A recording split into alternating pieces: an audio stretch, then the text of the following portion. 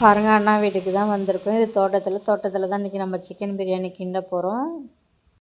Super பிளேஸுங்க இது. வெய்ய நாளில் இங்கே நல்லா வந்து காற்று ஜில்லுன்னு வரும். காற்று அடிக்க இன்றைக்கி தென்னந்தோப்பில் நம்ம சிக்கன் பிரியாணி தான். 3 கிலோ அரிசி 2 கிலோ சிக்கன் எடுத்து சிக்கன் பிரியாணி கிண்டியிருக்கோம். நம்ம அண்ணா பொண்ணு ஊர்லேருந்து வந்திருக்காங்க. College leave. இந்த சிலிண்டர் தட்டுப்பாடால் இன்னும் எவ்வளோ பாதிப்புன்னு தெரியல. காலேஜ் அதனால் லீவ் விட்டு வீட்டுக்கு அனுப்பியிருக்காங்க.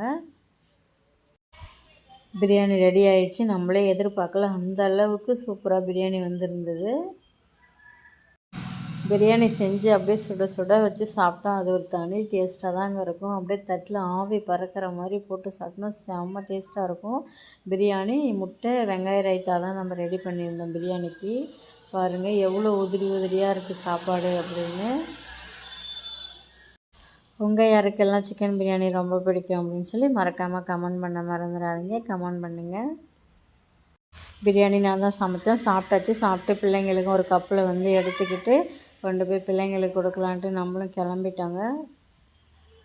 அவ்வளோதாங்க. வீடியோ பிடிச்சா லைக் அண்ட் ஷேர், சப்ஸ்கிரைப் பண்ணுங்கள். Tata bye bye, see you.